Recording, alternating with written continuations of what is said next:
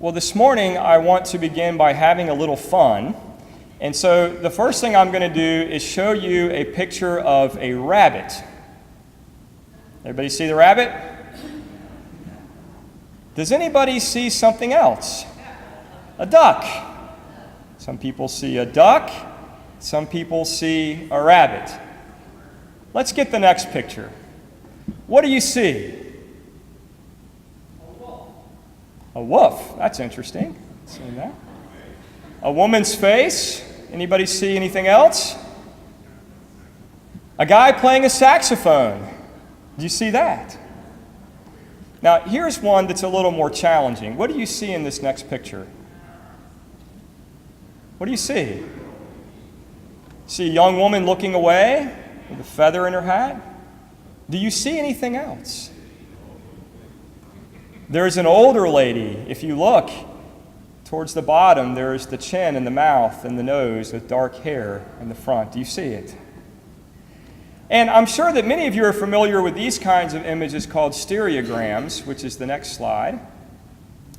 Now, we're not going to have you do this because these are the ones you have to stare at for a really long time, and then as you stare, your eyes readjust and something pops out. If you've done these before, raise your hand.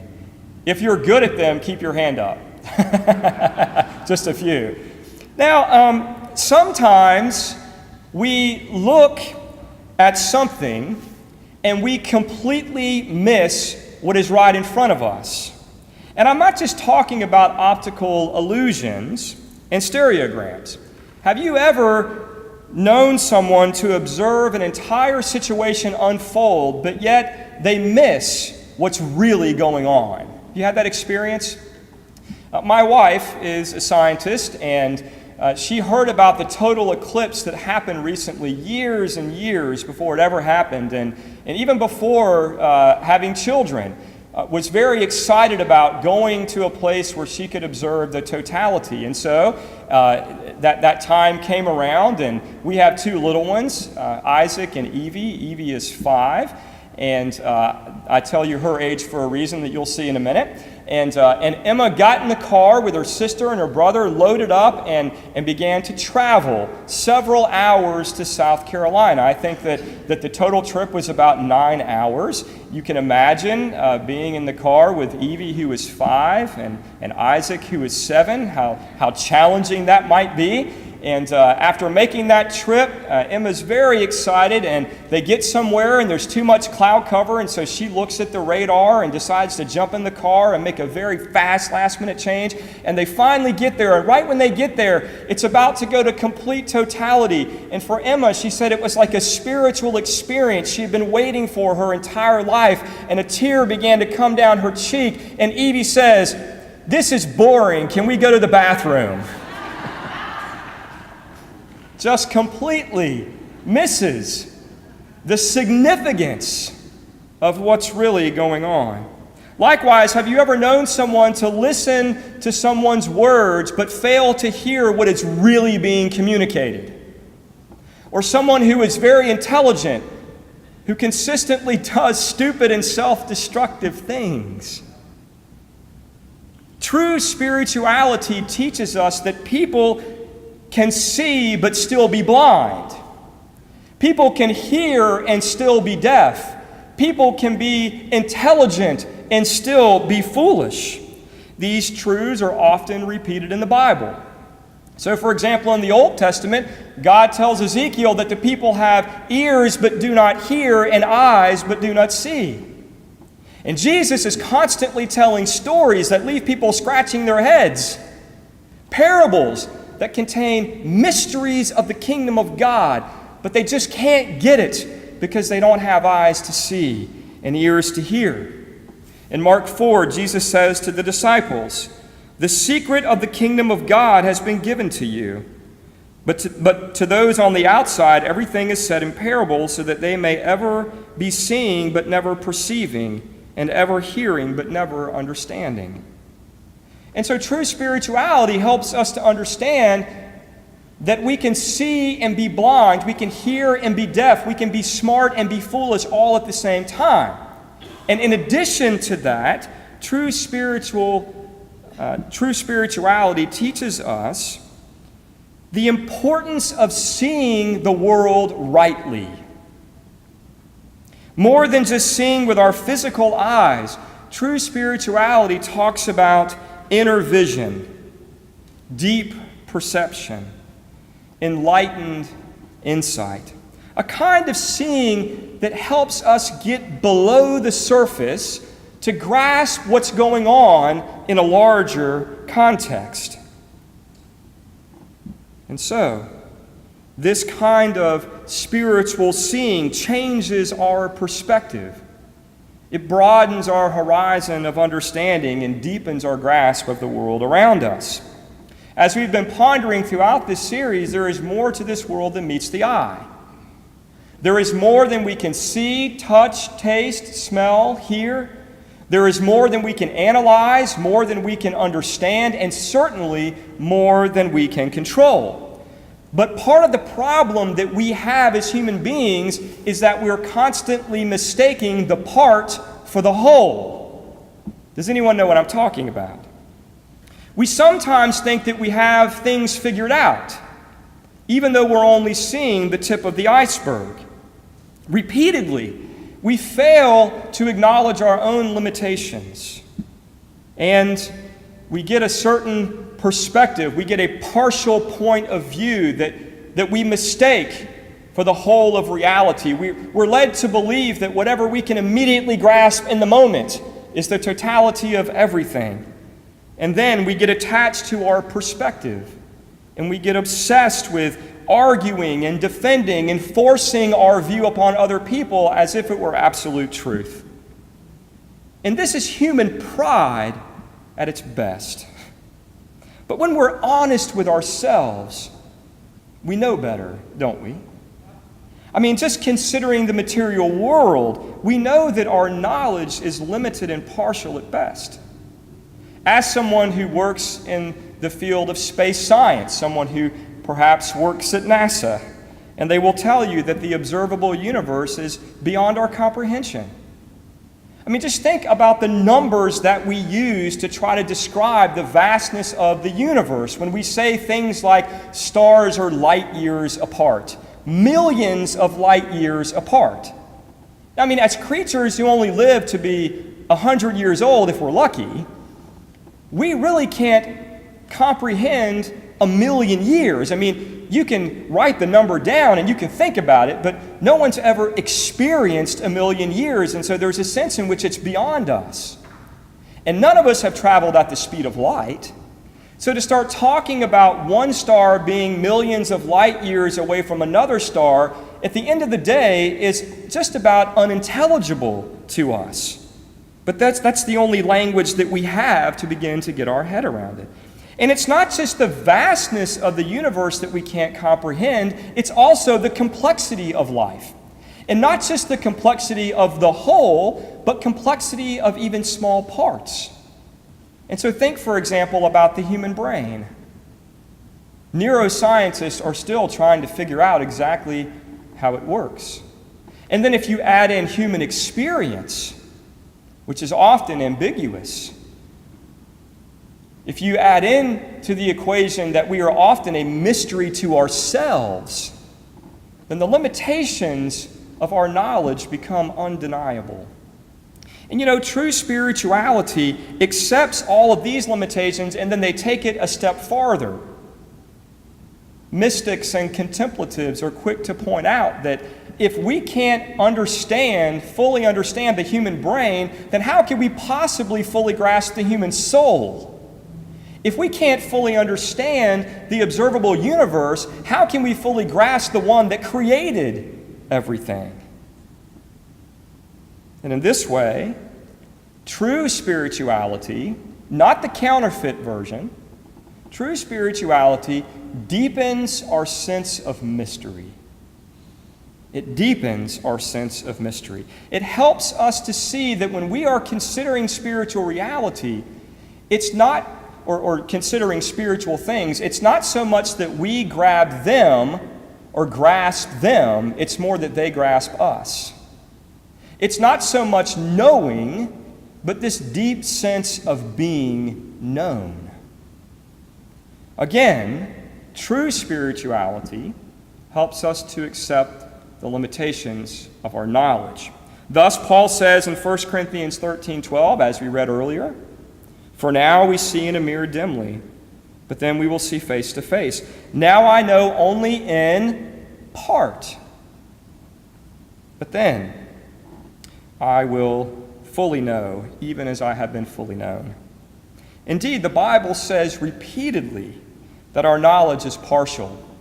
Especially, somebody say especially, especially when we're talking about God and spiritual things. Things that we can't put under a microscope and we can't analyze, that we don't have direct access to. This means that no human claim, including our religious claims, can be absolute. We must exercise intellectual humility. Indeed, biblical scholar Peter Enns says that to claim certainty is to commit sin, because only God's knowledge is absolute. But my friends, this is where things get really interesting. Because, as paradoxical as it might sound, it's precisely in helping us acknowledge our limitations that true spirituality restores our ability to truly see. I just want you to think about that for a second. It's precisely by helping us to understand that we don't have it all figured out, that our knowledge is limited and partial. It's precisely by revealing that true spirituality begins to restore our ability to see reality as it is. Indeed, the realization that our knowledge is limited is itself an expansion of knowledge. You get it? It's a new insight. It's a new learning that helps us to get in touch with reality. The realization that our knowledge is limited is itself an expansion of awareness, a deepening of our understanding in terms of the way that things really are. And this insight is the necessary starting point for a life of true wisdom, for a gradual expansion of consciousness that provides the big picture by which we can truly see the world. So listen to this parable. There was a group of blind men who stumbled across an enormous object. And out of curiosity, they said, "We have to figure out what this is by touch." And so the first blind man reached out and, touching the object, recoiled in fear and said, "It feels like a giant snake." Another person reached up and says, "No, it doesn't. It feels like the leaf of a giant plant." And still another reached down and said, "No, you're all wrong. It's a large tree trunk." Another blind man placed his hand upon the side of the object and said, "No, it's a giant wall in front of us." And still another said, "No, you guys have got it wrong. It's a long rope with a frayed end." And then the last blind man said, "No, you've all got it wrong. It's a smooth, sharp spear." And as they continued to argue with each other, the elephant slowly walked away. The story helps us to understand the importance of getting the big picture and grasping things in context. If we only focus on the part of the situation that is right in front of us, what we can immediately grasp, if we mistake the part for the whole, then we might misunderstand the entire thing. Or if we refuse to acknowledge the limitations of our knowledge, it can prevent us from seeing the reality that is right in front of us. But just imagine if someone had come along and said, "Hey guys, I just want to remind you that you're blind. Here's your sign," right? So I want to remind you that you're blind and that your ability to feel and understand this object is limited. And just imagine that the blind man said, you know what, you're right. We can only touch a small part, and we need a bigger picture to help us comprehend the whole. Will you help us understand better what we are experiencing? Acknowledging their limitations in this way would do two things. Number one, it would open them up to the possibility that they might be wrong. Do you know anybody that needs that teaching? It opens us to the possibility that we might be wrong. And number two, it provides a larger context to help them truly understand what they are experiencing. And my friends, this is what true spirituality does for us. Instead of blindly focusing on the trunk and insisting that it's a snake, and then becoming more passionate and forceful in the face of disagreement, thereby missing the entire reality that there's an elephant standing in front of us, true spirituality helps us to acknowledge the limitations of what we can see and hear and touch and taste and comprehend and understand. Again, this acknowledgement itself is an important insight that helps us to get in touch with reality and gives us access to a deeper wisdom. But true spirituality does more than this. It also gives us access through prayer to the one who can see the big picture. True spirituality places us in loving relationship with God, who can see the big picture and give us the gift of expanded awareness, deeper insight, the one who can broaden our horizon of understanding. And while we will never see things exactly as God sees things, while our vision will always be from a certain perspective and thereby limited, God can give us a bigger picture, which will help us to see reality more clearly. And this is really important in the spiritual life because sin, what Christians call sin, is connected to a refusal to see reality. Most of us think of sin as committing a wrongful act, but we forget that we do bad things for a deeper reason. That the bad actions that we do are simply symptoms of a deeper problem because the bad actions flow out of bad thinking, or as some people say, stinking thinking. Bad actions flow out of bad thinking, and bad thinking flows out of bad seeing. It's a vision problem. When training novices, the 4th century monk Evagrius Ponticus taught them about different traps and temptations that he called logismos.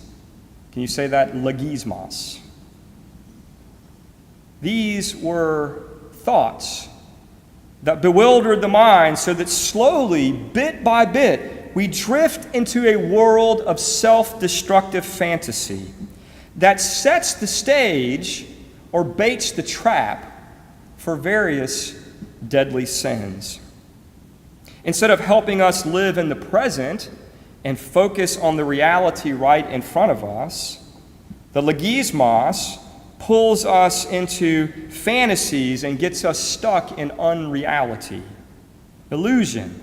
They distort our perspective by creating fears and difficulties that have not happened, causing us to waste an enormous amount of time trying to solve problems that don't even exist. For example, gluttony. Now, most people think that gluttony is associated with overindulging in food or overeating, but Evagrius describes it as a different kind of obsession with food. Gluttons are people that are obsessed about their diet because they fear getting sick. That's the ancient definition. of gluttony. So as strange as it might sound, a contemporary example of gluttony is someone who is so terrified of getting cancer that they become obsessed with possible cancer-causing agents in their food, which leads to an inordinate amount of time spent doing research, reading labels, writing grocery lists, planning meals, and severely restricting their diet, all in an effort to solve a problem that has yet to occur. Again, this is driven by bad seeing. Instead of attending to the reality in their lives in the present moment, they get stuck in a fantasy of what might happen if they stop obsessing about food. In contrast, Evagrius said that we should be realistic about what we eat and we should modify our diet when necessary to be healthy, but we should not waste a bunch of time and energy trying to control something that has not happened and might not ever happen. Another example is lust. The problem with lust is not sexual desire or pleasure, but the denial of reality. Just think about this for a minute. First, it's a failure to acknowledge the full reality of the other's personhood, the one that you desire.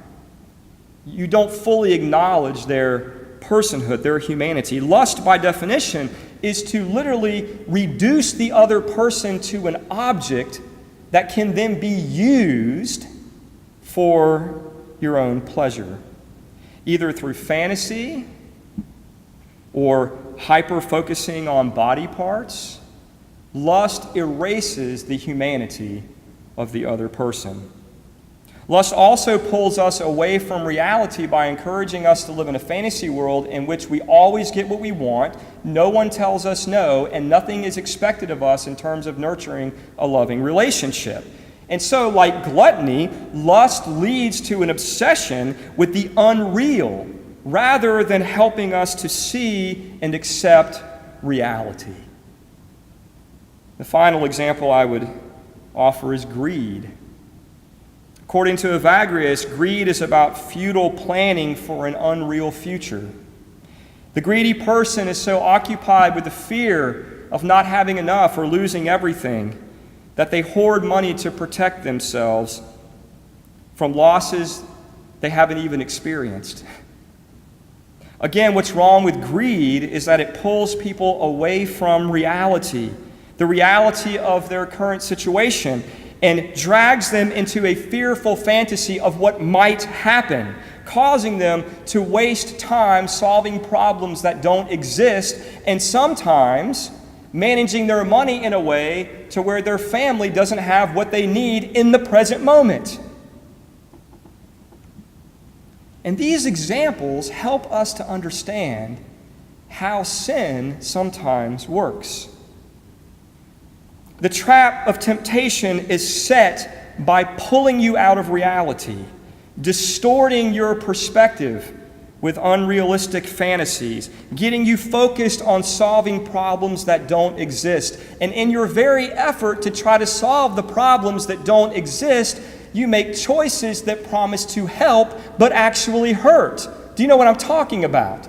You think that you're doing something to solve your problem, to help you and others. But what you find out is that it hurts you. It hurts others, and it hurts your relationship with God. And so, failing to see, grasp, and live in reality leads to self-destructive actions, what Christians call sin. My friends, it is no coincidence that the origin of sin, as recorded in the fall of Adam and Eve in the book of Genesis, begins with a lie.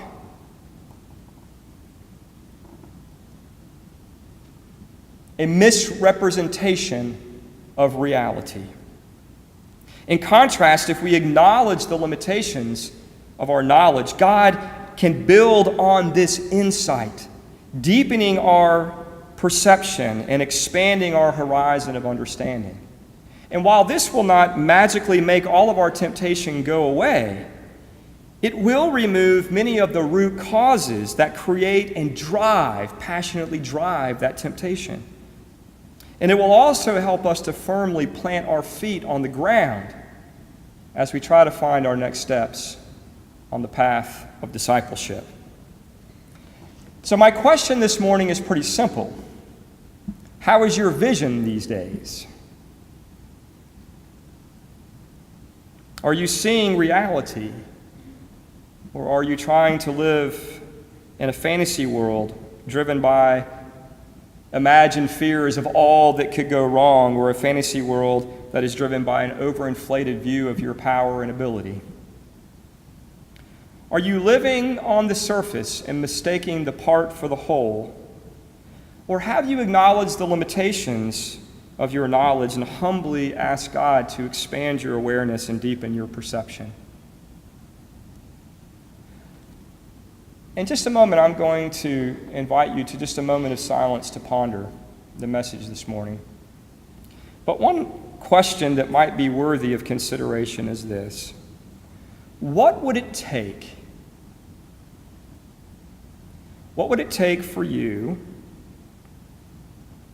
to see below the surface of your situation, to gain and integrate a deeper insight, and to experience a more enlightened point of view?